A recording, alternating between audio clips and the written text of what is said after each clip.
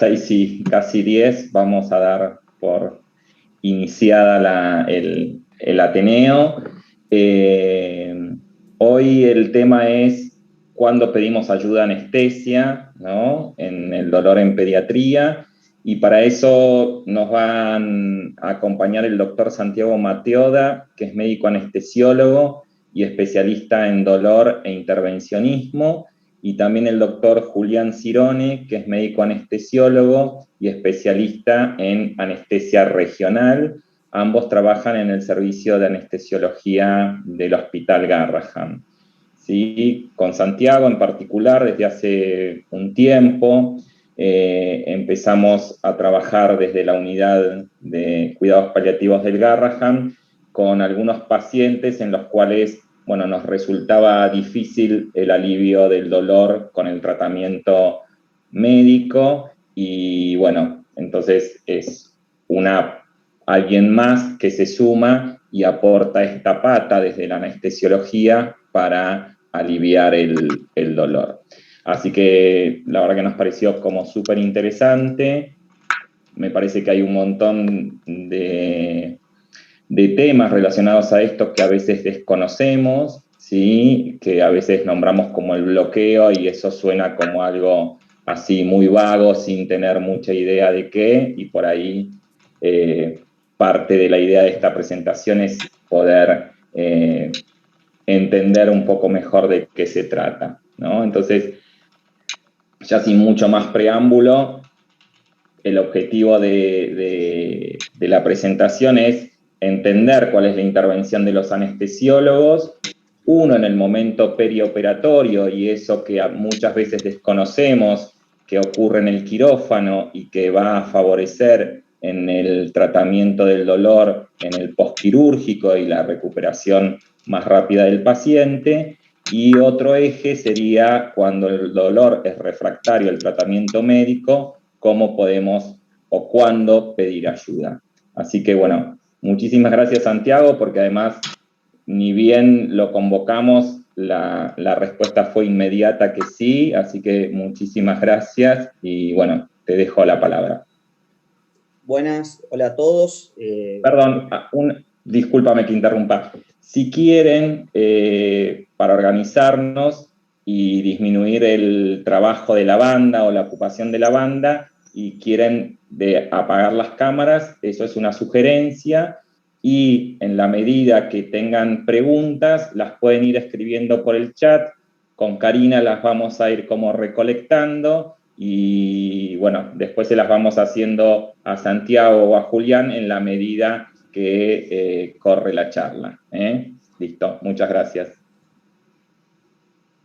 Bueno, primero muchas gracias Hernán y Karina por la invitación. Voy a compartir pantalla. Como dijimos, bueno, el tema de la charla va a ser un poco el aporte que hacemos al manejo del dolor en la población pediátrica.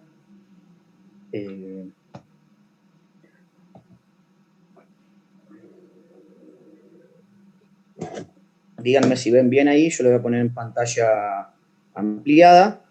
Perfecto. ¿Ven bien? Perfectísimo.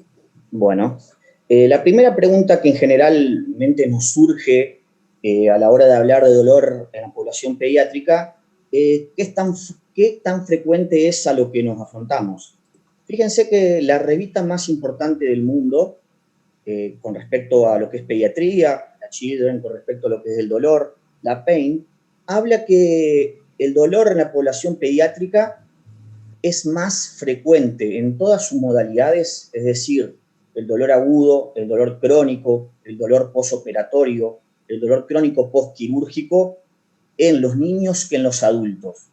Es realmente alarmante, y hasta a veces, muchas veces cuando hablo llama muchísimo la atención las cifras que manejan estas revistas. Estamos hablando de dolor crónico, un 20, un 40, un 50% de los niños, con respecto a los adultos que sufren un 19, un 20%, una incidencia de dolor crónico postquirúrgico del 20%, una incidencia de dolor postquirúrgico alrededor del 40-50%. La verdad es que las cifras son alarmantes y sumamente frecuentes en todas sus modalidades. A pesar de todo esto, de todo lo que es la evidencia actual, si quieren yo después les paso esos artículos, son todos actuales, a los sumos 5 años tienen el más antiguo. Son pocos los países en el mundo que tienen actualmente servicios de dolor en pediatría. Realmente hay muy pocos. El dolor en niños es un problema de salud global inmenso, en el cual se invierte 20 a 30 veces menos que en adultos, y se prescribe por lo generalmente un 40 o un 50% menos analgésicos en niños que en adultos. O sea, es mucho más frecuente el dolor, es mucho más intenso el dolor en niños que en adultos, como lo vamos a ver, y así todo se invierte menos, se estudia menos y se indica menos analgésicos y se indica menos tratamiento. Bueno, ¿hasta cuándo, me pregunto yo, va a pasar esto? ¿Qué tenemos que hacer? Somos nosotros los responsables de dar a conocer, primero conocer esto, y después de dar a conocer y dar a un poco lo que estoy haciendo y lo que estamos haciendo desde el servicio y también desde Unidad de Cuidados Paliativos, es educar y un poco que se conozca esto y cómo se puede ayudar a los niños que sufren dolor. Fíjense que voy a hacer rápidamente una introducción, que en el año 68 en la revista americana de clínica médica, Sauford y Allen, que uno es un anestesiólogo y otro es un clínico, informan que solamente 2 de los 60 postquirúrgicos en niños requirieron analgésico. Y también comentan que durante un transcurso de 4 meses, de los 180 pacientes pediátricos postquirúrgicos, solo 20 necesitaron opioides. Estos se refieren a esto como los pacientes pediátricos rara vez necesitan analgésicos para calmar el dolor después de la cirugía general. El niño se va a sentir que no está bien, pero generalmente no relaciona esto al dolor. Fíjense lo que era la mentalidad en los años 70, que prácticamente era casi nulo el uso de analgésicos en la población pediátrica. En el año 80, más específicamente el año 86, surgen 3 estudios que son de Anand, que es un hindú, un pediatra hindú, que la verdad revolucionó el campo de lo que es el dolor en pediatría. Si bien es hindú, hizo todo lo que es la formación en Estados Unidos, en Harvard, y pone artículos en el cual demuestra que los niños, principalmente los prematuros, que no reciben anestesia, que no reciben analgésicos, tienen mayor mortalidad. Esto puso de cabeza a lo que es la sociedad médica y puso en foco lo que es el dolor en pediatría. Fíjense, esto es del año pasado, que es el Anand, y bueno, a partir del año 80, a partir del año 90, se empezó a enfocar y a tratar más el dolor en niños y darle la importancia que realmente se merece. Sin embargo, hoy, en el 2021, muchos todavía consideran compleja la evaluación del dolor en niños, inclusive habiendo escalas homologadas y validadas, no se las utiliza o se la utiliza de manera incorrecta. El ejemplo que siempre doy claro es la escala facial, en el cual uno generalmente el error más común que ve es que el que está utilizando la escala facial compara la escala facial con la escala del nene, y no es una escala comparativa, es una escala cognitiva de autorreporte, en el cual el nene marca la carita que más se relaciona a su dolor. Entonces, estamos partiendo de la base que a veces uno pasa por lo que es la unidad postquirúrgica y ve que las enfermeras a ojo marcan la escalita con una escala comparativa. O sea, usan la escala, pero lo utilizan mal. Bueno, uno cuando empieza a hablar de dolor en pediatría dice, qué lindo, cómo no se le va a creer a los niños, cómo el dolor va a ser tan frecuente si ellos pueden venir, si le duele el oído, le duele la cabeza, se golpea la rodilla. El tema es que las grandes áreas en el cual el dolor es un problema en pediatría son los neonatos, son los niños con TGD o los niños con alteraciones cognitivas, los niños con ECNE o con problemas neurológicos, los pacientes intubados en terapia intensiva, El niño posquirúrgico también es un gran problema, un gran déficit en el manejo del dolor. Los niños...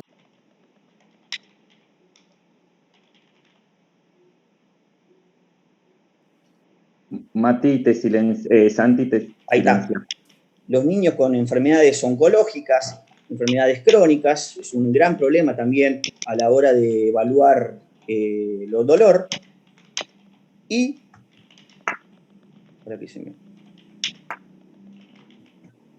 sobre todo, este es el gran problema, que es el niño en etapa preverbal. El niño menos de 3 años, el lactante, es el que más dificultad origina y el que más incertidumbre y miedo generalmente causa a la hora de tratarlo y reconocerlo. Pero ¿por qué es tan difícil el manejo y el reconocimiento del dolor en estas áreas principalmente? Partimos primero de la base ya. Fíjense la definición de dolor. Es una experiencia sensorial y emocional desagradable, o sea que es una experiencia que es subjetiva. Entonces ya partimos de mal. ¿Por qué? ¿Porque sirve esta definición para el lactante? No, porque es obviamente que es un autorreporte esa definición. Y el niño, acuérdense que le falta la capacidad cognitiva, evaluativa y la capacidad afectiva motivacional. Estas áreas que yo nombré, no se puede aplicar la definición de dolor ahí. Entonces ya partimos de la base de que la definición del dolor en lo que son estas áreas de la población pediátrica viene mal abarajada de entrada. También hay conceptos inadecuados que llevan a que niños se manejen mal. La clásico mito que hay de la percepción del dolor por la inmadurez del sistema nervioso central. Hoy se sabe que la inmadurez es sobre todo en las vías descendentes del dolor. Entonces, no solo que no lo mejora al dolor, sino que le predispone a mayor dolor porque tiene poco desarrollo de las vías nociceptivas, vías antinociceptivas descendentes, y también de lo que es la modulación segmentaria a nivel espinal. Por lo tanto, tiene mayor dolor el niño, y además, acuérdense que la mielinización, o sea que la mielinización de las fibras ocurre postnatal, o sea que el niño nace sin mielina en la parte periférica de lo que son los nervios, y hasta los 12, 3 años tiene una mielinización incompleta.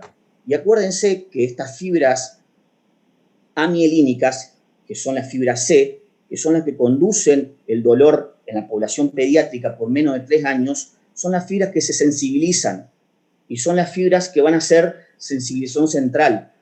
Entonces, es ahí por qué la mayor frecuencia de dolor crónico en la población pediátrica. No es casualidad, es obviamente por la mayor presencia de estas fibras C amielínicas y la conducción casi exclusiva del dolor por parte de estas, que son las que se sensibilizan y van a desarrollar el dolor crónico, y también la falta de poco desarrollo del sistema descendente y el sistema modulador ascendente es lo que explica la mayor agresividad del dolor en la población. Atento, Manuel, que está llegando al hospital, Después, que no lo vayan a demorar en la admisión, la principal con vía los de fumigadores y administración de cosas, ¿ok? analgésico del niño era intramuscular. Listo. Entonces, obviamente que el niño Repetir, tenía capacidad de autorreporte, no iba a decir que le dolía. ¿Por qué? Porque venía la intramuscular con dipirona. ¿A quién le gusta que le hagan una intramuscular? A nadie. Entonces, obviamente que los chicos se quedaban callados para no generar que le pinchen la cola con una intramuscular. Obviamente que esto que hablamos, la falta de entrenamiento, la falta de formación, la falta de evaluación, la mala utilización de la escala, lo que nombré yo, eso de hacer una escala de autorreporte, hacerla una escala comparativa, la falta de conocimiento de los analgésicos, de las estrategias que hay de nuevas modalidades de dolor, la falta de interés por parte de las farmacéuticas, o sea, hay muy poco interés, lo que el dolor pediátrico mueve muy poco dinero. Entonces, esto no hay muy pocos estudios con respecto a lo que es el dolor pediátrico, sumado a los problemas éticos que generalmente involucran a la hora de estudiar los niños. Entonces, es ahí donde se ve la tan poca cantidad de estudios que hay sobre el dolor pediátrico. Sin embargo, en los últimos 10 años ha aumentado considerablemente porque están pasando un par de cosas que permitieron avanzar en este campo de estudio del dolor. También los miedos que generalmente tienen los médicos, los enfermeros, a las reacciones de depresión respiratoria por parte de los opioides o las reacciones adversas, y también depende muchas veces, el dolor pediátrico depende de la capacidad del padre de reconocerlo y del padre de avisar que siente dolor. Y si el padre no tiene la capacidad cognitiva, un padre que tiene miedo, generalmente hace que todo se retrase y todo se Yo te he dicho que vaya con No, sí, claro. y generalmente también hay una creencia en la cual dice que reconocer el dolor, el prevenir el dolor en niños lleva demasiado tiempo y es un esfuerzo demasiado alto. Fíjense que esto es una Dale, de lo que es quiero ver si está un pasando estudio, algo. no es viejo, de 2016, es un No, me estudio mandan la de tarjeta, un hospital en Estados Unidos, en el cual el 72% de los niños y los padres referían dolor y solamente un 30% lo reportaron los enfermeros. Entonces, más del 50% dice que a un niño le duele, el padre refiere dolor. me parece excelente. Fíjense la Toma, guardate importancia que hay carpeta. ¿Quién a te la hora dice que de alguna vez estudiar la el podamos dolor. utilizar? ¿Por qué tratar el dolor pediátrico? Obviamente, primero, porque es un derecho básico, humanitario, y segundo, porque genera secuelas psicológicas, secuelas cognitivas, secuelas conductuales, alteraciones del patrón del sueño, trastornos del ánimo, genera alteraciones endócrinas, genera alteraciones inmunes, que no solo están presentes durante la hospitalización del niño, sino que siguen en la casa, se hacen en forma crónica y también predispone de 20 a 30 veces más que tenga dolor crónico en la edad adulta. O sea que un mal manejo del dolor en niños nos predispone a todas estas alteraciones que yo le hice, además de que va a ser un niño que va a sufrir 20 a 30 veces más probabilidad de dolor crónico en la edad adulta. Bueno, es un poquito una introducción. La clave para el manejo de dolor en niños es lo que generalmente se usa en lo que es EPM, que no sé si lo han hecho, es un curso que ya se llama Essential Pain Management, es un curso sumamente práctico, cortito, que lo que permite es abordar el dolor pediátrico teniendo la mnemotecnia de la rata, que el dolor es una rata porque está presente, es algo que molesta, es algo que es difícil de reconocer, es difícil de ver, pero sabemos que está presente. Con la mnemotecnia rata, ¿no es cierto?, vemos que lo primero que hay que hacer es reconocer los síndromes dolorosos en pediatría, después analizarlos, después tratarlos y por último, una vez instaurado el tratamiento, analizarlo nuevamente. Con respecto a lo que es el reconocimiento del dolor en niño, es importante aclarar que a diferencia del adulto, lo último que se aborda es el paciente. O sea que el último eslabón que se aborda es el niño. Generalmente uno cuando lo llaman, uno como anestesiólogo, como especialista en dolor lo llaman, primero lo que hace es charlar con el pediatra o con el médico de cabecera que lo está llamando. Después se acerca, habla con el padre, y conjuntamente hace lo que es la observación del paciente. Luego, si se puede, si la capacidad cognitiva lo da, interrogatorio del niño y por último, el examen físico, obviamente comenzando por las zonas menos álgicas, siempre sí se puede. Acuérdense que estas dos son las más importantes a la hora del reconocimiento del dolor en pediatría. Con respecto a cómo sabemos esta etapa preverbal que yo le dije que era la mayor causa de lo que es el dolor en pediatría y lo que es más difícil de saber, ¿cómo sabemos que a un niño le duele? El dolor causa una serie de acontecimientos en el cuerpo que, analizando estas conductas y estos patrones que originan en el niño, vamos a ver si le duele. Lo primero que aparece cuando hay dolor es la respuesta somática motora, o sea, esa motoneurona que sabemos que forma parte de lo que es la vía del dolor, forma parte de lo que son las neuronas nociceptivas. No solamente la neurona que transmite el dolor forma parte de la unidad de dolor, sino también sabemos que esta motoneurona alfa, esta motoneurona en el cual produce contracción, forma parte. Entonces lo primero que aparece es un un mecanismo reflejo de dolor, en el cual el niño está en flexión, el niño está generalmente con los brazos extendidos, con los puños cerrados. Un neonato que está en opistótono, pongan el sello de dolor. Eso es característico del dolor. Uno va y ¿qué pasa? Está el nene con opistótono, el neonato, es obviamente que está sacando otras causas, ¿no? Generalmente es un niño que está con dolor por una contracción, por lo que se llama esta respuesta somática motora. Un niño con artritis séptica va a tener flexión de la cadera, así sucesivamente.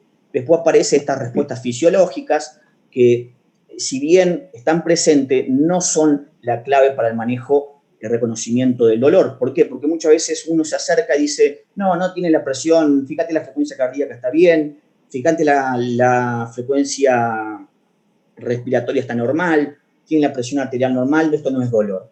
No, los patrones fisiológicos, si bien hay, por lo que es esto, justamente la respuesta neuroendocrina, en el cual aumentan todas las hormonas, salvo la insulina que disminuye, hay un aumento de la frecuencia cardíaca, aumento de la frecuencia respiratoria, están presentes, pero no son la clave para el reconocimiento del dolor en niños. Sí te diría que son muy importantes, ¿en qué? En los neonatos.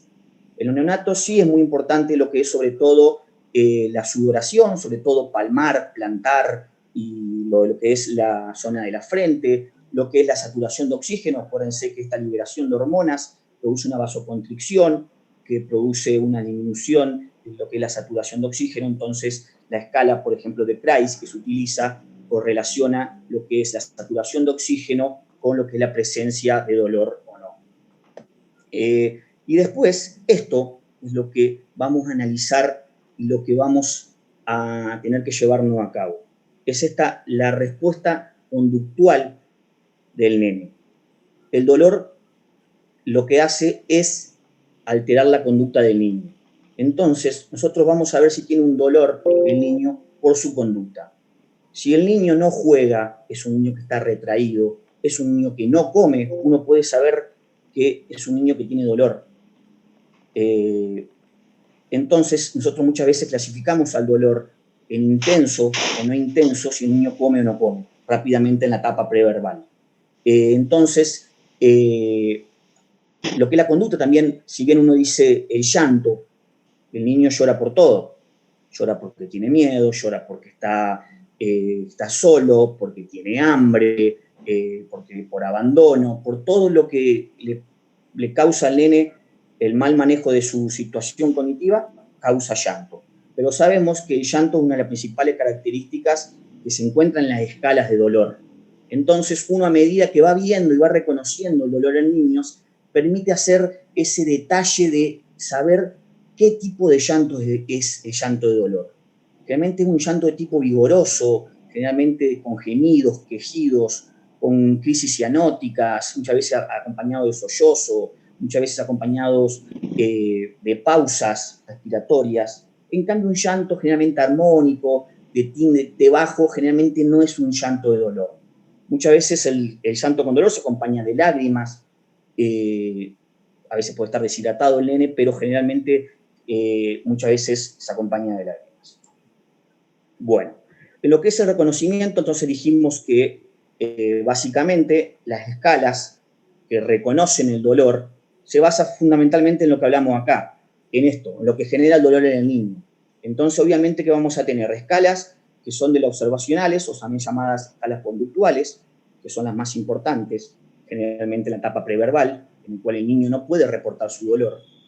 Las escalas de autorreporte, también llamadas escalas cognitivas, en el cual el niño es el que reporta el dolor, y las escalas asociadas a los cambios fisiológicos, que generalmente van acompañados con escalas conductuales, que se llaman escalas mixtas. El ejemplo clásico es la escala de Kreis, que se utiliza para lo que es el dolor en la población neonatal.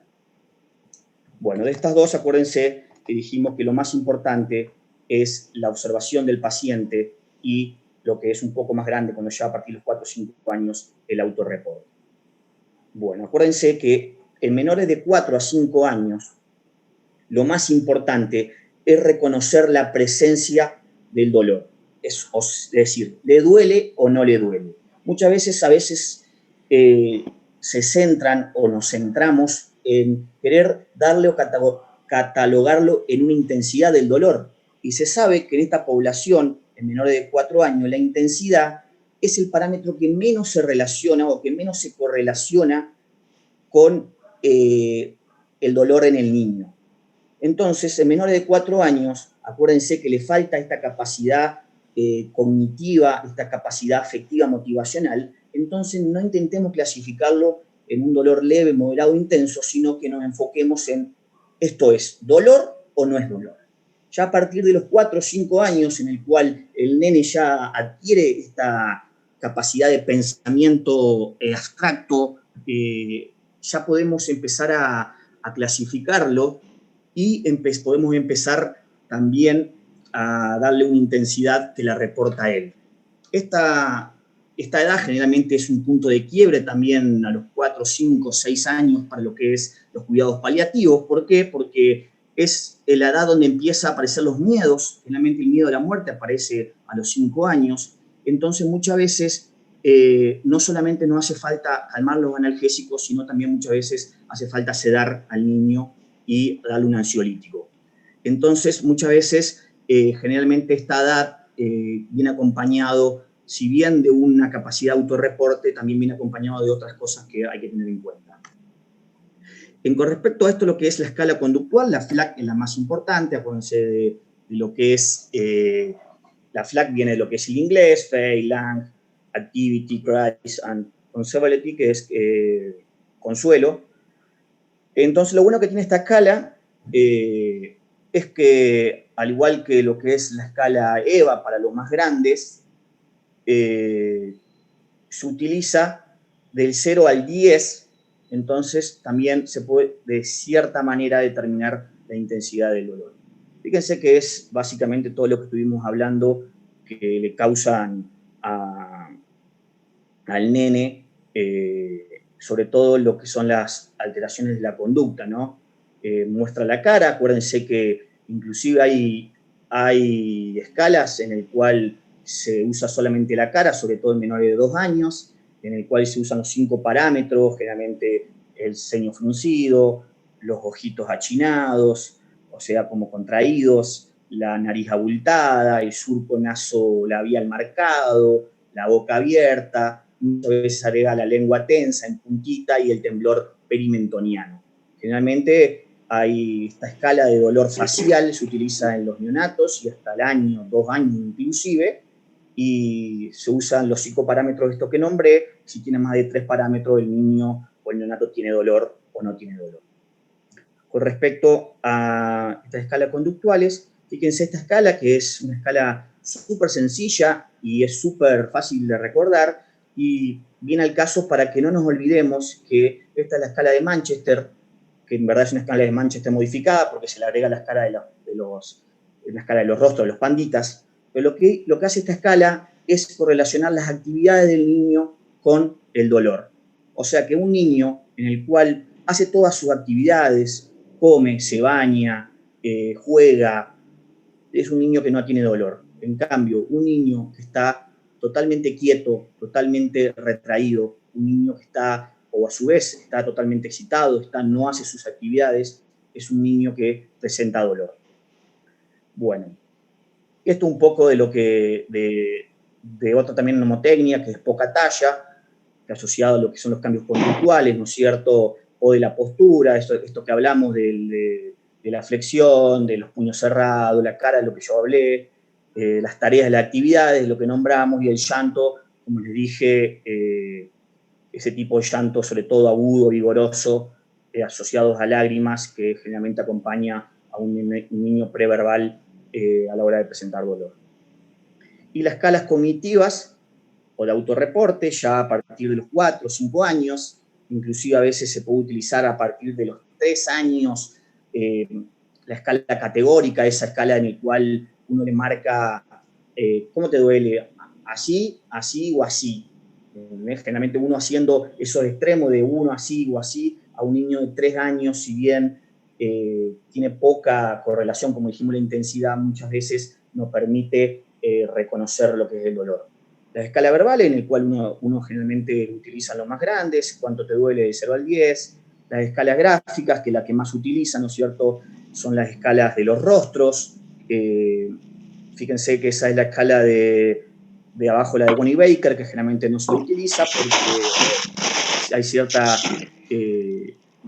generalmente no hay tanta utilización porque pasa de un extremo al otro, o sea, el nene está sonriendo, hay llanto, y lo que se utiliza, ¿no es cierto?, es la escala FPS revisada, hecho acá por unos colegas argentinos, y está revalidada para lo que es el español argentino, en el cual se le quita un poco tanto el componente emocional ese del llanto y de la risa, y un poco para tratar de un poco más neutral.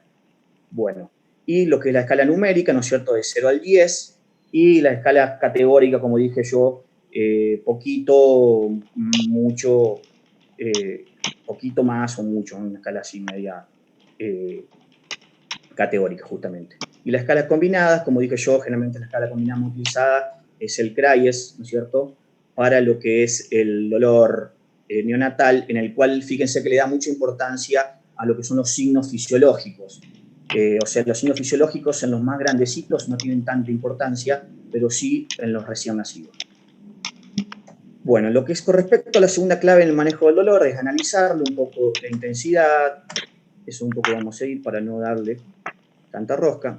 Y bueno, un poco la tercera clave es tratar los síndromes dolorosos.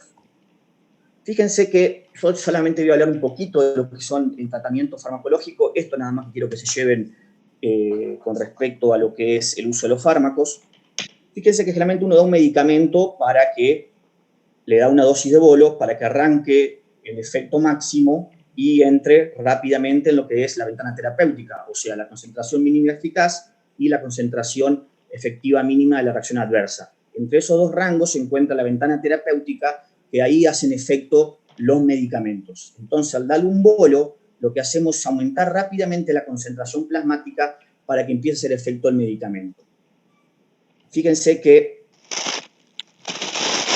le damos un bolo porque si no, si le damos de forma reglada, ya con las dosis establecidas, o sea que no le damos un bolo, por decirlo así, en verdad se llama dosis de carga, si no le damos una dosis de carga vamos a tener que pasar por lo menos 4 vidas medias del medicamento para que entre en ventana terapéutica. Por eso siempre la dosis, todo medicamento que se utiliza para darle a un niño siempre va con dosis de carga inicial. Esto obviamente que lo saben, pero lo que quiero llevarse es esto. Fíjense que la ventana terapéutica entra rápidamente con el efecto máximo. Y el efecto máximo va a depender de la vía de administración. Obviamente que la más importante, que por eso es generalmente la más efectiva, es la vía intravenosa, porque rápidamente alcanza lo que es la ventana terapéutica y alcanza el pico plasmático máximo. Pero uno generalmente tiene a menospreciar lo que es esto, la vía oral. ¿Por qué? Porque lo asocia a lo que son los comprimidos, a lo que son las cápsulas. Pero fíjense la diferencia que hay entre las diferentes formas farmacéuticas de la vía oral. Entonces, miren lo que es la solución. La solución rápidamente alcanza el pico plasmático y es muy semejante a lo que es la vía intravenosa. Por eso uno cuando hace medicina del dolor, tanto en niños como en adultos, Hola Javier, ¿cómo estás? se utilizan las soluciones o las suspensiones. Mirá, no se utilizan las cápsulas y los comprimidos. ¿Por qué? Porque rápidamente alcanzan la concentración plasmática y equivaldrían a una vía intravenosa de menor intensidad, pero muy suficiente a la hora de tratar un dolor, por ejemplo, agudo. Esto lo pueden ver rápidamente ustedes. No sé si alguna vez han tomado jarabe de ibuprofeno o tienen un dolor. No sé si realmente cuando son pediatras toman los jarabes de ibuprofeno. Fíjense la diferencia que hay, uno toma 400 miligramos de jarabe. Fíjense la diferencia notable que hay con un comprimido o una cápsula de ibuprofeno en la misma concentración, o sea, en la misma dosis. Es increíble la diferencia, es lo rápido que alcanza el efecto analgésico cuando se utilizan las soluciones. Es de ahí en el cual lo que tenemos que llevar a cabo, que en el manejo del dolor pediátrico no es la vía intravenosa lo más importante, sino que es la vía oral y el uso de soluciones. Entonces, las dos principales que se tienen que llevar es, uno, el manejo de las escalas de dolor y la implementación de una escala de dolor es el paso fundamental en el reconocimiento del dolor. Y segundo, el uso de solución por vía oral, apenas el niño pueda retomar, obviamente que en un postquirúrgico inmediato no vamos a utilizar la vía oral, pero apenas se pueda utilizar, se lo pasa a solución, por ejemplo, en solución de morfina por vía oral. Bueno, esto un poquito ya centrándonos en lo que es el aporte de la anestesiología en el manejo del dolor en el niño. Obviamente que lo que es el manejo analgésico y lo que es el manejo del dolor perioperatorio permitió al anestesiólogo dar un poco una evolución a lo que es el manejo de otro tipo de dolores en la población pediátrica. Siempre se lo asoció al médico, al manejo del dolor perioperatorio, al anestesiólogo, o sea, el médico anestesiólogo, siempre se lo asoció a lo que es el manejo perioperatorio, pero ahora ha evolucionado, ¿no es cierto? Y lo que hace es aportar otra pata a lo que hablaba Hernán inicialmente, de lo que es el cuidado interdisciplinario del niño con dolor, y interviene en lo que es el dolor refractario. ¿Qué es el dolor refractario? Es aquel dolor que no responde al tratamiento convencional. Acuérdense que del dolor pediátrico, el 90 al 95% responden a la primera y segunda línea. O sea que el tratamiento farmacológico y el tratamiento además no farmacológico en conjunto resuelven hasta el 95% del dolor en niños. Ese 5% que se escapa se llama dolor refractario, también considerado dolor intratable o dolor persistente. Es ahí donde interviene el anestesiólogo, en el cual ha tenido que evolucionar sus técnicas analgésicas y sus técnicas anestésicas para poder satisfacer las demandas de este tipo de pacientes. Entonces ahora vamos a hablar de dos grandes cuestiones. Ahora viene Julián, que va a hablar de lo que es el dolor perioperatorio, en el cual va a hablar un poco de las técnicas y los bloqueos del anestesiólogo en el manejo del dolor perioperatorio, que con respecto a lo que son los analgésicos, o lo que por así decirle, muchas veces utilizamos lo que son los bloqueos, se utiliza en el manejo perioperatorio con dos grandes sentidos, o sea, dos grandes objetivos, por así decir. Uno, que es el objetivo de anestésico, o sea, hacer un bloqueo para que el niño lo operen con el bloqueo. Un ejemplo, anestesia peridular, anestesia raquídea, o un bloqueo del miembro superior en el cual la técnica anestésica para que el niño lo opere y no sienta dolor es el bloqueo. Y otra, que generalmente lo que más utilizamos, es el bloqueo no como técnica anestésica, sino como técnica analgésica, en el cual se utiliza en un contexto de analgesia multimodal, en el cual el bloqueo no satisface todas las demandas para que el niño lo puedan operar a través del bloqueo, pero sí disminuye todo el uso de los opioides, disminuye el uso de otro tipo de analgésicos. Entonces, lo que hace es primero dar más confort al niño y después también disminuye toda la incidencia de reacciones adversas asociadas a los opioides y a los otros tipos de medicamentos como los AINES. Entonces, es ahí en el cual los dos grandes usos de los bloqueos en el dolor perioperatorio son como técnica anestésica y como técnica analgésica. Muchas veces se pueden combinar las dos, obviamente que es el objetivo. Bueno, a ver cómo viene Juli. ¿Se conectó Julián? No todavía, pero hay algunas preguntas Bueno. que por ahí podemos aprovechar. Vale, yo tengo igual un poquito más para seguir, pero... Ok. Bueno, Eulalia te agradece por haber traído a Aman a la charla y aporta que los bebés, si bien no recuerdan, tienen memoria dolorosa, ¿no? Y hay una pregunta que está buena, que la verdad que los pediatras no tenemos mucha experiencia en el manejo en bolo ¿no? de la analgesia. Y hay una pregunta en relación a eso. La verdad que nosotros no pasamos una dosis de carga, empezamos a dosis regular. Y, digo, generalmente, por ahí bueno, piden eso algún ejemplo generalmente, uno cuando comienza un plan analgésico, siempre va acompañado de, primero que hace es dar una dosis de carga, justamente para llegar a esta concentración plasmática rápida, esta concentración plasmática pico, en el cual entra la ventana terapéutica, y después da dosis de mantenimiento para que esta concentración plasmática se mantenga dentro de la ventana terapéutica. Cuando baja de la ventana terapéutica, ¿no es cierto?, aparece el dolor y uno da lo que se llama dosis de rescate para que suba de vuelta a lo que es la ventana terapéutica. Con respecto al uso de bolos, muchas veces me pasa que cuando me llaman por un paciente con dolor, lo único que hago es darle una dosis de bolo para aumentar rápidamente la concentración plasmática y que llegue a la ventana terapéutica, nada más. Con respecto a lo que es esta ventana terapéutica de dosis de mantenimiento, esta que dije yo que le dan dosis de carga y después dosis de mantenimiento, existen dos tipos de fármacos, por así decir, a grandes rasgos. Una en el cual la dosis de mantenimiento, o sea que la concentración plasmática y el efecto máximo se ve con los bolos, y otro que se ve con la infusión continua. ¿Cómo es esto? Por ejemplo, los AINES. Los AINES son bloqueadores enzimáticos. Entonces, la mayor capacidad de bloqueo de la ciclooxigenasa se ve en bolos. Entonces, sacando lo que es la dosis de carga, ¿no? Estamos hablando que la dosis de mantenimiento de los AINES va siempre en bolo. Es muchísimo más efectivo que Ketorolac cada 8 horas en bolo que hacerle un goteo continuo de Ketorolac o una bomba de infusión de Ketorolac. Justamente, ¿por qué? Porque el efecto de los bloqueadores enzimáticos, el efecto máximo, se va en el pico plasmático.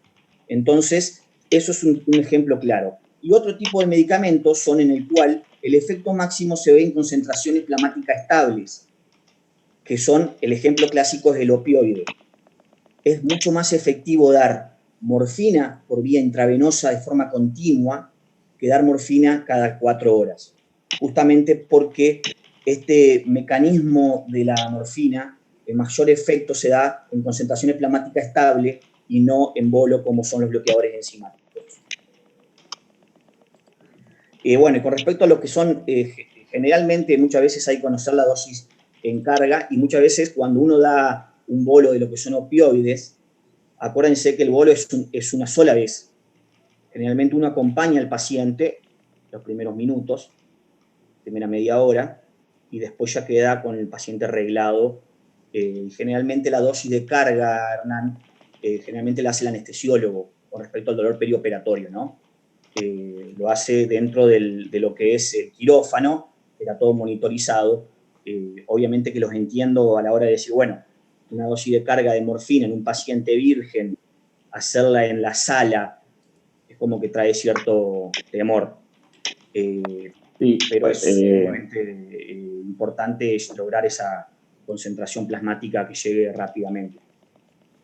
Está bueno, me parece, esta aclaración, porque hay como muchas preguntas en relación a estas dosis de carga, que sí, por ahí son como estrategias en diferentes settings, ¿no? del paciente, y me parece que, bueno, que tu experiencia tiene que ver intraquirófano en un ambiente monitorizado y donde, bueno, uno quiere una rápida analgesia para la cirugía y para el control del dolor postquirúrgico. Claro, lo que ahí leo, que claro, lo que yo digo de usar bolos para los AINES es lo que se llama dosis intermitente, exactamente. Claro, Son dosis intermitentes. No es el goteo continuo. Antes que el goteo continuo. Es muchísimo más efectivo, uno lo ve a eso. Cuando le hacen un goteo, yo lo viví en carne propia, que me hacen un goteo de Ketorolac, que te dejan 3 ampollas goteando a los adultos o a los niños grandes en 24 horas. No es lo mismo que hacer una ampolla cada 8 horas por vía endovenosa lenta, porque es lo que digo yo, lo que es el bloqueador enzimático, está demostrado por estudios farmacológicos, ¿no? Por ahí, para aclarar y, digamos, para enviar un mensaje claro, Estos son diferentes estrategias, unas en diferentes settings del paciente. Estas de la dosis de carga me parece que es pertinente en el quirófano o en un ambiente más monitorizado. Y esto que vos decís en bolo es a lo que nosotros nos referimos con dosis regular endovenosa, donde también apoyamos versus el goteo continuo, que a veces crea como mayor tolerancia y se tarda en alcanzar el verdadero alivio del dolor. ¿Sí? Totalmente es así. Digo, así Y cerramos obviamente que la siempre idea. los bolos, uno le dice bolo, pero nunca, las únicas dos drogas que se van en bolo directos que están aprobadas son la adrenalina y la propina, ¿no? Todo lo otro va en bolo lento, pausado y con un tiempo le hicimos bolo, ¿no? Por así decirlo, no es que un bolazo, Okay. nada va en pumba, ¿no? Sino que es realmente controlado, como dice acá la doctora. Ahí que anotó. Buenísimo. No sé, Santi, en función de por ahí, Julián, no sé si se pudo conectar, por ahí podríamos pasar a tu parte más específica de los bloqueos, que también hay como muchas preguntas, ya están ansiosos. Genial. Después, bueno, después ahí vamos a hacer un curso de lo que es todo lo que es para profesional, para los médicos, pediatras, todo lo que es el manejo de todo esto, fármacos, medicamento por medicamento, que bueno, que después de hoy hay un poco de chivo, y bueno, nos vamos a tener más tiempo para detallar, charlar y dar gráficos y dar cómo se aplica por cada medicamento en la población pediátrica. Bueno, sí, siguiendo con esto de lo que es la evolución del anestesiólogo y formar parte de lo que es el equipo interdisciplinario, que venimos ya, Hernán, y con los chicos ahí del hospital, ya hace un par de meses trabajando en conjunto. Esto, bueno, están en los hospitales más grandes del mundo de pediatría, están todos, el anestesiólogo forma parte de lo que es los equipos de cuidados paliativos, trabajan en conjunto. Tuve la suerte de estar en dos de esos 3 hospitales, en el Boston y en La Paz, y la verdad que se trabaja sumamente bien, y generalmente el aporte que hacemos a la hora de trabajar es siempre una patita y siempre va en el equipo interdisciplinario.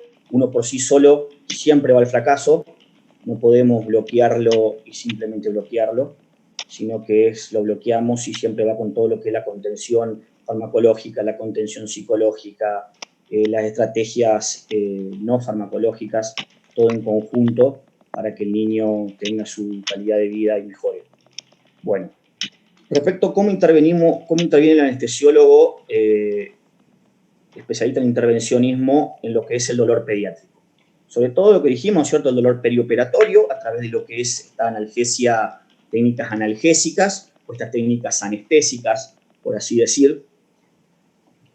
En lo que es el dolor refractario, que es lo que estamos haciendo con Hernán y el equipo de cuidados paliativos, que generalmente es un dolor refractario, como dije, es un dolor que lo van a encontrar en literatura como dolor refractario, dolor intratable o dolor persistente, que es aquel dolor en el cual no responde a la primera y segunda línea de tratamiento, o sea que no responde a lo que son el tratamiento farmacológico de primera, de segunda línea o de tercera línea, si así lo tiene. Entonces, cuando este 5, 6, 10% aproximadamente de los dolores se escapa, por así decir, de todo este tratamiento interdisciplinario que se hace, bueno, ahí interviene el anestesiólogo con las técnicas que vamos a hablar ahora. Y lo que es también puede ser un dolor agudo, un dolor crónico reagudizado, o ya un dolor crónico en sí, en el cual por su evolución del tratamiento no responde a los medicamentos, a los analgésicos, o respondió inicialmente y después no responde, o la tercera opción en la cual aparece la toxicidad o los opioides, en el cual se hizo una rotación, se intentó cambiar y el paciente tiene reacciones adversas y tiene dolor. Bueno, ahí un poco intervenimos nosotros con lo que son los diferentes tipos de bloqueos que hay. Bueno, con respecto al dolor perioperatorio, que es un poco lo que se iba a centrar, sí. No, pensé que me levantabas la mano, Hernán. Con un poco el dolor perioperatorio, tenemos las estrategias clínicas, es decir, la sistémica intravenosa, la analgesia sistémica oral, como yo había dicho, y después tenemos ya un poco lo que son los bloqueos en sí, que tenemos la analgesia regional, o sea, neuroaxial, generalmente tenemos diferentes tipos, la peridural, la raquídea, la caudal o la combinada, que generalmente son técnicas analgésicas anestésicas, dependiendo de la dosis. Uno puede llegar a hacer el plan anestésico central, una peridural o una raquídea, generalmente siempre va acompañado de sedación o de una anestesia general, porque estamos hablando de niños, ¿no? Entonces, esto es un poco este tipo de bloqueo. Y después tenemos lo que son las técnicas. Ahí me quedó, creo que, para que me quedó chico o no llegué a. No sale directamente. Bueno. Y bueno, después tenemos lo que son las anestesias de tipo regional, en el cual puede ser una anestesia de tipo regional troncular o nerviosa, en el cual se bloquean los nervios o se bloquean la parte del, por ejemplo, el plexo braquial a nivel interescalénico, a nivel supraclavicular, infraclavicular, axilar, todo lo que son los bloqueos nerviosos de tipo específico, en el cual se puede bloquear un nervio en particular, por ejemplo, el nervio ciático o el nervio femoral, para diferentes tipos de cirugías traumatológicas. Y después tenemos lo que se llaman los bloqueos miofaciales, en el cual son bloqueos que van entre el músculo y la fascia, o sea, esa aponeurosis, entre la aponeurosis y el músculo se deposita el anestésico local y lo que hace es bañar toda la zona en el cual transcurren los nervios con anestésico local. No son bloqueos de tipo anestésico. ¿Por qué? Porque no van al nervio, no es un bloqueo como el plexo braquial en el cual uno busca ver el plexo, sino que es un bloqueo de tipo miofacial, o sea que va entre el músculo y la fascia, se depositan grandes volúmenes de anestésicos locales, y lo que intenta uno es ser un componente de lo que es la analgesia multimodal, o sea, agregar un analgésico puro como paracetamol, agregarle un AINES, agregar este bloqueo miofacial y disminuir la dosis de opioides. Ese es el objetivo de estos bloqueos miofaciales, que creo que deben ser los bloqueos más utilizados en pediatría en la actualidad. Tenemos diferentes tipos, por ejemplo, tenemos lo que se llama el bloqueo erector de la espina. Todos estos bloqueos se hacen con ecografía, son bloqueos ecoguiados, no es que se deposita por reparos anatómicos. Hoy nada de la anestesiología se hace con reparos anatómicos. Todos usamos el eco o el arco en C en su defecto para un poco más lo mío, más lo que son las técnicas para dolor refractario, para bloqueo de dolor crónico, usamos más el arco en C. Para lo que son bloqueos de dolor agudo, usamos más el ecógrafo. Son bloqueos que uno busca el músculo y lo deposita entre dos músculos o entre la fascia y el músculo. Los ejemplos son el bloqueo erector de la espina, en el cual uno va a la parte posterior de lo que es el tronco, va a lo que es la espalda, y uno deposita el anestésico local entre lo que es la apófisis transversa y el erector de la espina, que son tres músculos que son multífiso, no me acuerdo cómo eran los tres, longísimo y espinal. Entre esos tres músculos que se llaman erector de la espina y la apófisis transversa se deposita el anestésico local. Uno ve con el ecógrafo que se levanta el músculo erector de la espina, y lo que hace es transcurrir todo el anestésico entre estos músculos hacia arriba y hacia abajo. Sabemos que por ahí salen los nervios periféricos, Entonces, al pasar por ahí, lo estaría bañando de cierta manera para hacer una estrategia de analgesia multimodal. Hay dos detalles de este tipo de bloqueos. Otro ejemplo es el bloqueo cuadrado lumbar, que hay tres tipos de bloqueo cuadrado lumbar, uno entre el cuadrado lumbar y lo que es el músculo transverso, otro lo que es el cuadrado lumbar y lo que es el erector de la espina, y otro entre el cuadrado lumbar y lo que es el psoas.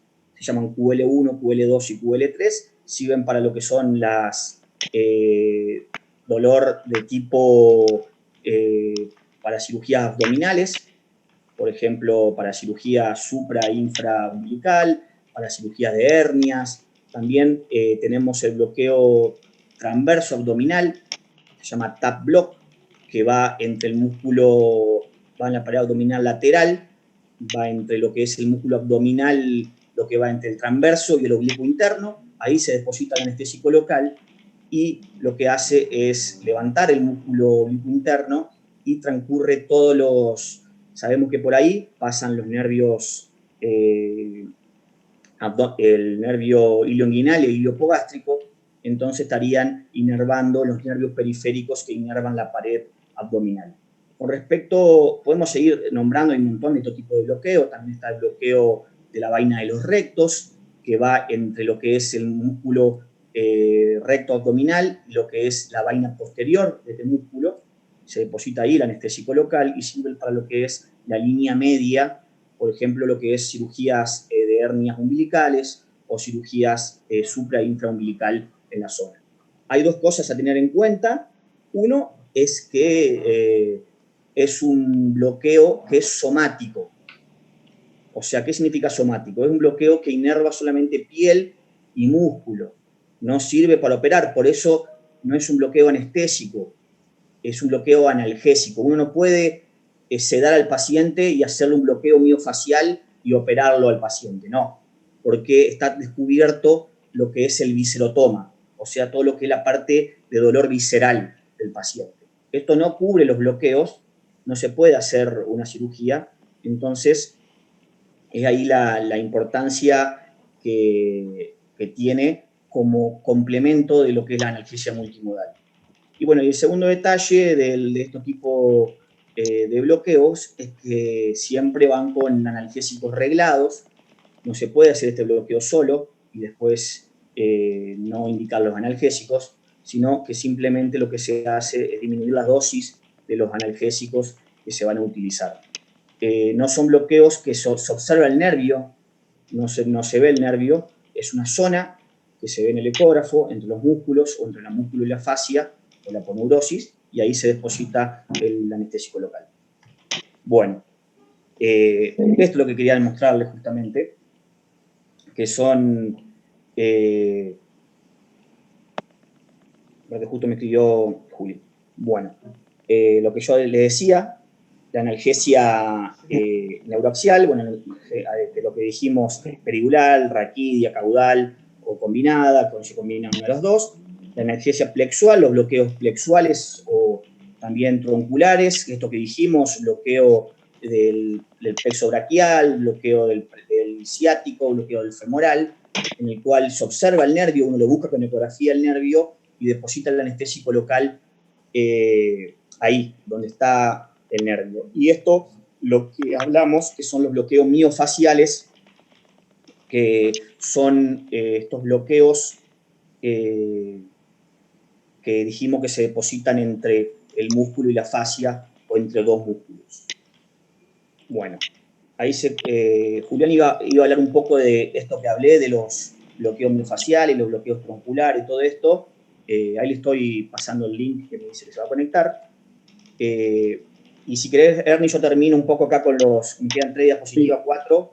Por ahí lo que nos parecía importante también en función de las preguntas es por ahí poner luz a esta parte, ¿no? Del dolor que necesita algún tipo de intervención desde la anestesia, que es como lo dejamos ahí como para el final. Y antes de avanzar, también, Eulalia, nos parece importante que nosotros hablamos de dolor persistente, aquel que dura en el tiempo, a diferencia del dolor refractario, que es aquel que no responde a las estrategias habituales, ¿no? Ah, mira. Para no usarlos como sinónimos, porque a veces el dolor persistente es un dolor agudo que persiste en el tiempo, ¿sí? Entonces, como conceptos Perfecto la aclaración. diferentes. Dale, bueno, te escuchamos, Santi. Bueno, ahí está Julio que se va a conectar. Yo termino un poco con lo que es, no quiero que se pierdan un poco de la organización. Esto que hablé un poco es de dolor perioperatorio. Y bueno, ahora lo que yo decía, la otra parte de lo que es el manejo o la intervención del anestesiólogo a lo que es el manejo del dolor en pediatría, es lo que nosotros le decimos el dolor refractario, que es el dolor que no responde a lo que es la primera o segunda línea de tratamiento, y es un dolor que, bueno, como dije, no responde al tratamiento convencional. Bueno, esto un poco a aclarar la diferencia que tienen ustedes con lo que es intervencionismo. Nosotros lo que es manejo de intervencionismo, refractario, intratable o persistente, a la hora de la bibliografía son semejantes, y a la hora de buscar info aparecen como sinónimos. Pero bueno, está bueno aclarar para que no haya confusión con lo que es el manejo de ustedes, ¿no? Entonces, ¿qué pasa cuando la segunda y la tercera línea fallan? Obviamente que ahí intervenimos nosotros, es ahí donde hay una opción más para este tipo de manejo. Bueno, todo el contexto del niño con dolor refractario es sumamente complejo. La familia es un niño que ya viene muy vapuleado, que viene muy cansado de tanto tratamiento, un niño que, a diferencia de lo que es el dolor agudo, es un niño ya viene retraído, es un niño que con poco contacto social, un niño que esquiva la mirada, generalmente la familia muchas veces no les cree. Es bastante complejo el ambiente de un niño con dolor refractario. Y bueno, ahí viene lo que es el intervencionismo en dolor, que es las opciones que le podemos dar al niño con dolor refractario. Bueno,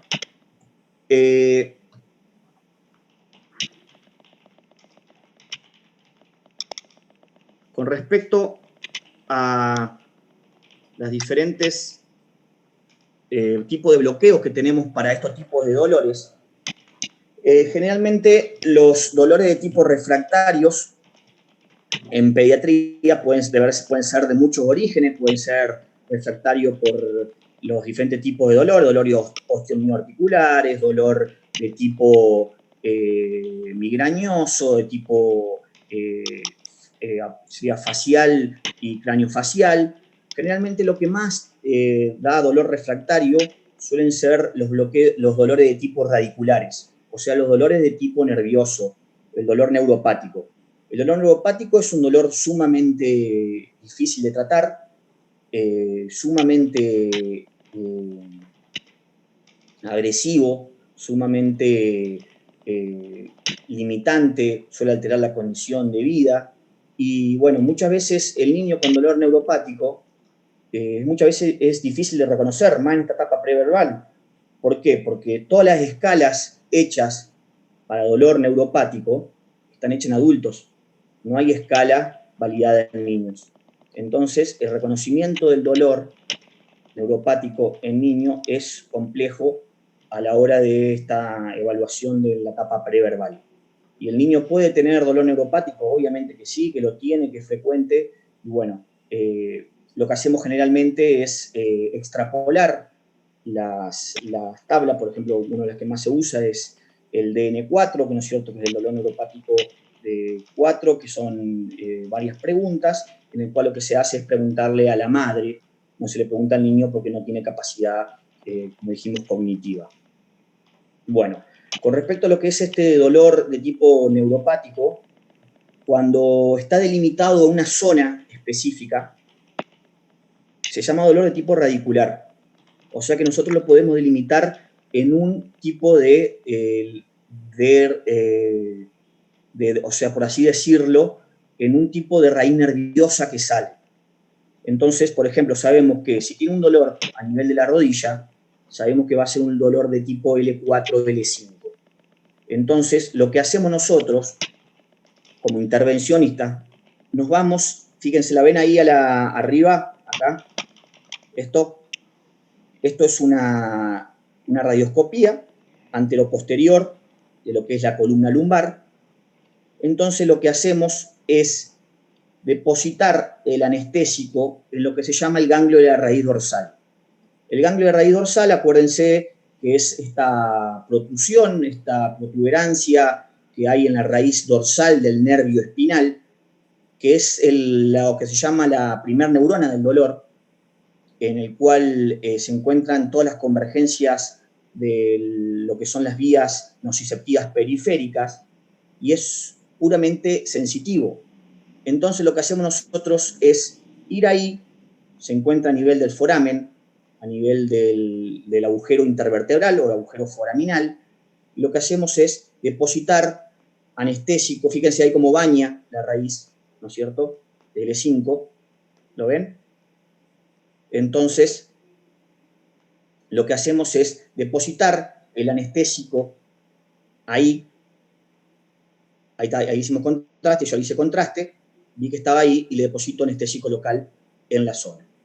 Entonces, este anestésico local, uno se le puede dar corticoides.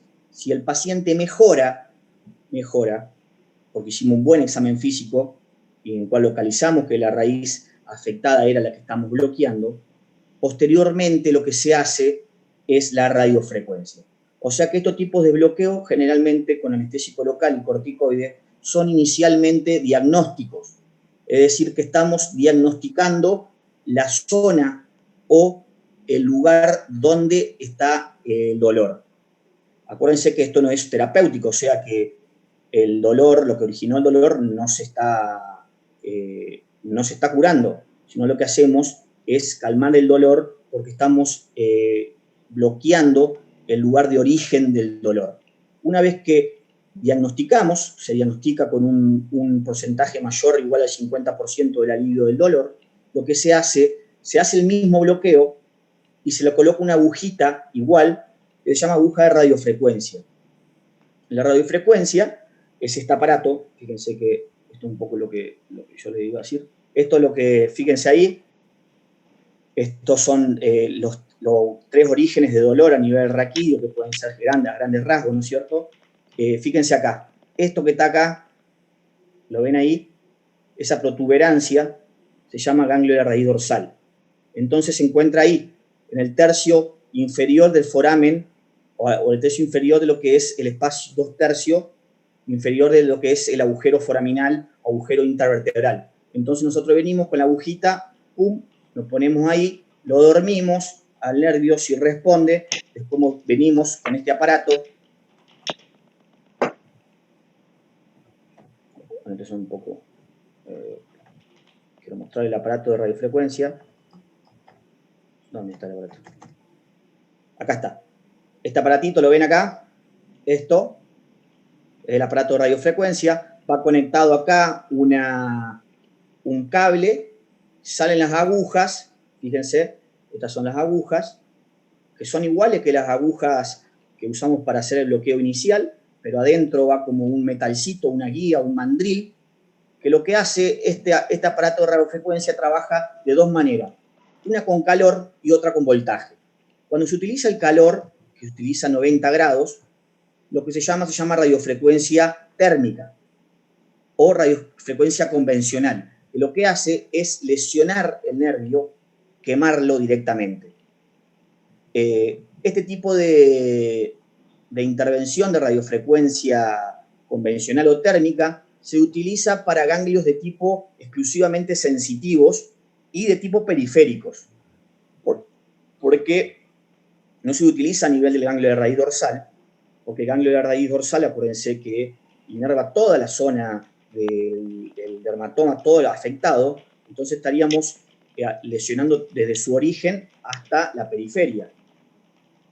Un ejemplo clásico de lo que es la radiofrecuencia continua, convencional, para un nervio es el nervio geniculado de la rodilla, en el cual es un nervio puramente sensitivo, que es el bloqueo que se hace cuando tienen dolores. Ya les podemos comentar un casito que tuvimos con Hernán, en el cual se le hace radiofrecuencia, después del bloqueo positivo, se le hace radiofrecuencia térmica y se lo quema el nervio. En el caso de esto, del ganglio de la raíz dorsal, lo que se hace es, una vez confirmado el origen anatómico de la lesión, se hace radiofrecuencia pulsada. ¿Qué es eso? Se dan pulsos de voltaje aproximadamente a una temperatura de 45 grados y un voltaje de 60 milivoltios durante 5 o 6 minutos. Son pulsos, y lo que se hace es son técnicas neuromoduladoras. No quema el nervio, sino lo que hace, a través de un mecanismo de neuromodulación, altera el nervio de tal manera que deje de conducir el dolor y siga teniendo su capacidad de conducción sensitiva. Hay miles de teorías por el cual actuarían, libros enteros de lo que es la radiofrecuencia pulsada, que debe ser la radiofrecuencia más utilizada a nivel mundial actualmente, sumamente efectiva, y vendría a ser como este bloqueo para su uso, para dar extensión al bloqueo. ¿Por qué? Porque si uno hace anestésico local y corticoide, dependiendo del caso, va a durar 1 semana, 3 días, 2 semanas, 3 semanas. Lo que hace esta radiofrecuencia pulsada es modificar la conducción del nervio para que dure por lo menos 6 meses. Generalmente duran 6 meses, 12 meses, 1 año y medio, 2 años, y se repite, obviamente, esta radiofrecuencia pulsada siempre con un bloqueo diagnóstico previo. ¿Por qué? Porque puede haber sido en el cual el origen anatómico del dolor ha cambiado. Entonces, no es que no está funcionando la radiofrecuencia pulsada inicial, sino que el origen anatómico cambió. Bueno, esto es un poco la técnica del bloqueo del ganglio de raíz dorsal para estos dolores de tipo radiculares, de tipo neuropáticos. Por ejemplo, bloqueos, dolores por quimioterapia, por quimioterapia, si es un dolor que está focalizado en una raíz nerviosa, puede estar localizado en 2 o 3 raíces nerviosas, L1, L2, L3, o puede estar localizada en L5, S1, se le puede hacer este tipo de bloqueo para calmar el dolor. ¿Por qué? ¿Por qué no dice hacemos un bloqueo de tipo ciático o de tipo femoral a nivel, si es una neuropatía de tipo periférica? ¿Por qué? Porque el dolor, por dolor neuropático, es un dolor de origen central. Generalmente es un dolor que tiene, el dolor refractario neuropático es un dolor que tiene su componente a nivel del ganglio de raíz dorsal, es un dolor con sensibilización central. Entonces, por más, me ha pasado en el hospital, en el cual había un dolor neuropático intenso, en el cual tenía 10 de 10 el paciente, le hice un bloqueo de la pierna, un bloqueo ciático más femoral, o sea que directamente le podían amputar la pierna si era una cirugía, y el nene siguió teniendo 10 de 10 de dolor, o tuvo 9 en 10. Esto no es raro, pasa muchas veces en lo que es el dolor refractario, justamente por este componente de sensibilización central que tiene el dolor radicular. Entonces, es por eso en el cual el anestesiólogo ha evolucionado en sus técnicas anestésicas para satisfacer este tipo de pacientes. Entonces, el origen, se nos vamos arriba y lo que hacemos es bloquear el ganglio de la raíz dorsal, en el cual generalmente se encuentra la primera neurona del dolor. Acuérdense que hay un 10 a 15% de fibras nerviosas de tipo, sobre todo fibras C, amielínicas, que entran por la raíz ventral. ¿Tá? Entonces, por más que le hagamos una risotomía, el paciente va a seguir con dolor. O sea que fíjense que es sumamente complejo y no se garantiza en el 100% de los casos que se pueda calmar el dolor. Pero la realidad es que más del 90% de los casos responden cuando uno hace un examen físico adecuado y un examen físico detallado. Sí. No, Santi, un poco por ahí en función del tiempo y algunas preguntas que van surgiendo, yo te quería hacer, a ver, un resumen si yo entendí bien y para que quede así arraigado el conocimiento. porque a veces tenemos como mucha fantasía en relación al bloqueo, ¿no? Entonces, a ver si, digamos, si este cuadro sinóptico súper reducido Dale, ilustra bien lo que yo entendí. vos sos bueno para eso. Los bloqueos siempre sirven para hacer diagnóstico de situación, para ver si responde, ¿no? Y por eso duran un tiempo acotado, ¿no? Poquito tiempo, de horas a pocos días. Una vez que uno hace ese bloqueo diagnóstico, debería ser un tratamiento para, digamos, aliviar, y ese tratamiento es a través de la radiofrecuencia, que puede ser térmica para los nervios periféricos exclusivamente sensitivos, o esta radiofrecuencia pulsada por voltaje para aquel dolor que está sostenido o que se origina a partir del ganglio anexo a la raíz dorsal, ¿sí? Donde lo que se produce no es que se mata el nervio, por así decirlo, sino una neuromodulación que modifica la percepción del dolor. ¿Está bien así? Clarísimo. La puede dar vos la charla, Henry. Genial, la verdad que básicamente es eso, a grandes rasgos, así de forma resumida. Y bueno, la diferencia tipo de bloqueo va a depender del origen anatómico del dolor. Uno lo que siempre hace cuando le consultan para lo que es el dolor refractario, siempre lo que siempre hace uno es buscar el origen anatómico del dolor para poder, así de cierta manera, bloquearlo y pensar en una radiofrecuencia posterior para tratamiento más definitivo, por así decirlo. Muchas veces el peor dolor que uno puede tener a la hora que nos consultan son los dolores, los vagos, los dolores generalizados. Es el dolor típico de la fibromialgia, en el cual le duele todo, no tiene un origen anatómico, y ese dolor es muy difícil hacer intervencionismo, porque no se puede bloquear todo el cuerpo, ¿no? Entonces, obviamente que mientras más localizado es el dolor, mayor capacidad de trabajo al especialista de intervencionismo tiene. Obviamente que en esto de origen del dolor, así como uno cuando ve que es un dolor de tipo radicular, va al ganglio de raíz dorsal. Si un dolor de tipo facetario, va a la faceta. Si un dolor de tipo discogénico, va al disco. Y siempre se hace la radiofrecuencia térmica o pulsada, dependiendo de lo que dijiste vos, Henry.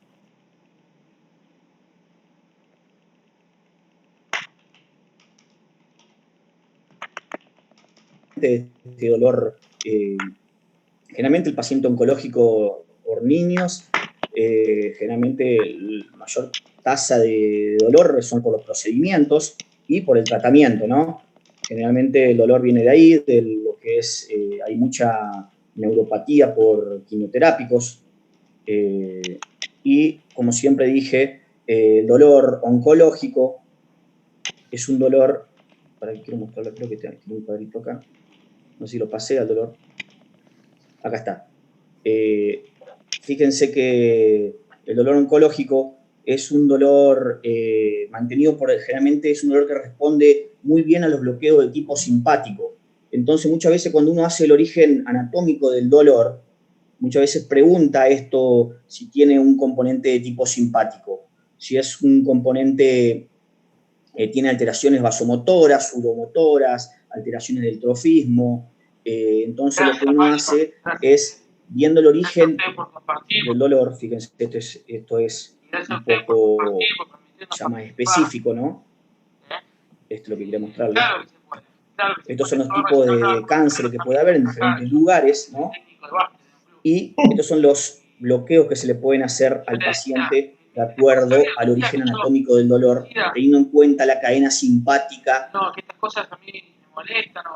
como un origen anatómico de lo que es el dolor. Entonces, si uno tiene un dolor, un ejemplo, un dolor a nivel perineal, ¿tá?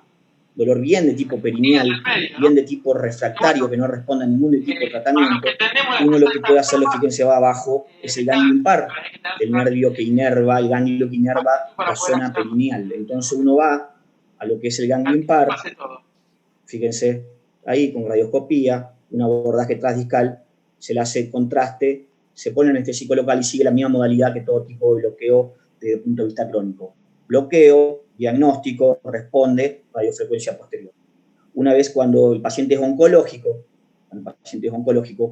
está y es terminal, o está en el cuidado de fin de vida, se plantea sí la radiofrecuencia térmica o el uso de ya directamente neurolíticos, tipo fenol o alcohol al 70%, porque es un paciente en el cual estamos dándole calidad de vida y no cantidad de vida, ¿no? No es un niño que tiene proyección hacia futuro, entonces generalmente se le puede utilizar ya técnicas neurolíticas antes que neuromoduladoras.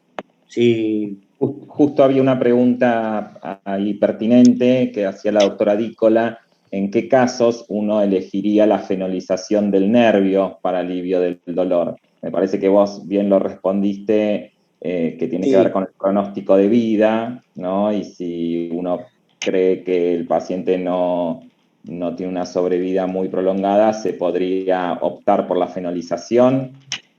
Sí, hay que tener en cuenta esto, porque uno no hace fenol.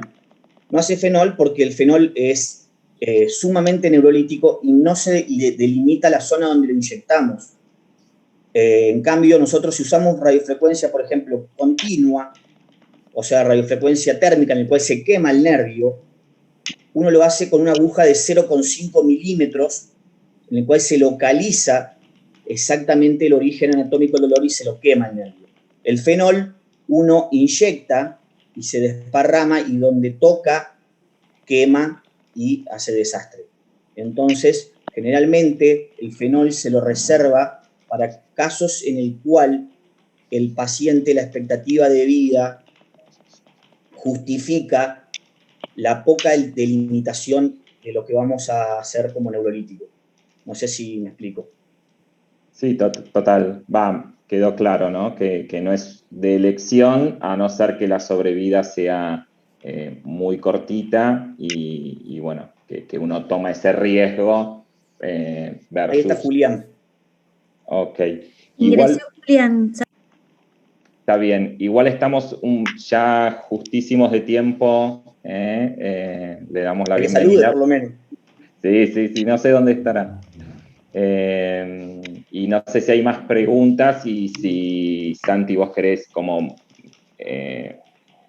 comentar algunos conceptos finales y no sé si Juli querrá decir algo. Sí, como concepto final que queríamos recalcar, obviamente, que primero el uso siempre de estas escalas que ya están validadas, ¿no es cierto? La escala FLAC, la escala de FPS revisada, ¿no es cierto? Y para lo que son pediatría, el uso creo que uno cuando a veces me escriben y me dicen cómo empiezo a manejar el dolor en mi hospital, creo que la primera gesto, la primera cosa que tenemos que hacer es el uso de las escalas y el buen uso de las escalas de dolor. Después, recalcar que el 90-95% del dolor en pediatría se maneja con la primera y segunda línea de tratamiento.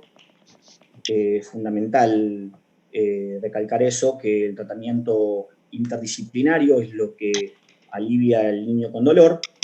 Y después, ¿no es cierto?, que la intervención del anestesiólogo en lo que es el tratamiento del dolor pediátrico siempre va en un rompecabezas, como dijimos, siempre va con un tratamiento interdisciplinar, nunca lo bloqueamos y lo dejamos solo, nunca nos derivan un paciente a nosotros, sino que es nosotros que nos estamos adaptando al equipo y nos estamos uniendo al equipo. Es fundamental eso porque si no vamos a ir al fracaso. Y con la radiofrecuencia, esto es lo que yo decía, que somos un eslabón más de lo que es este rompecabezas, que es todo lo que hacemos día a día en el hospital, y cuando nosotros nos llaman lo que hacemos es encajar ahí y poder brindarle al paciente la mayor calidad de vida.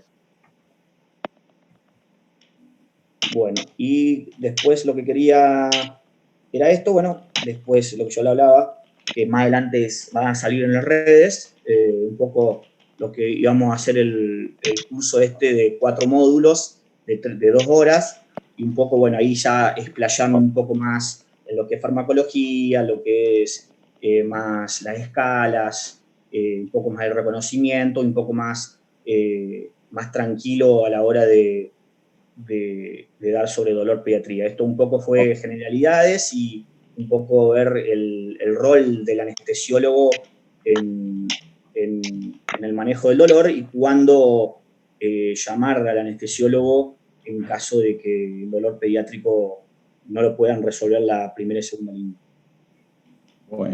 Bueno, Santiago y Julián, que muchísimas gracias. Cualquier cosa nos escriben para la información que quieran, y les vamos a dejar una encuesta para poder seguir mejorando estos ateneos, ¿sí? La verdad que el de hoy estuvo como súper interesante, me parece que sirvió como para afianzar algunos conceptos para los pediatras en general y también para los que somos especialistas, sobre todo de estas técnicas más anestésicas. Así que no sé si hay más preguntas. Les agradecemos enormemente a todos los que se han conectado, a todos los que se quedaron hasta esta hora, especialmente a Julián y a Santi. Y bueno, en todo caso, el próximo martes, tercer martes de junio, nos volvemos a encontrar en estos ateneos y queda el chat abierto por si hay algunas preguntas.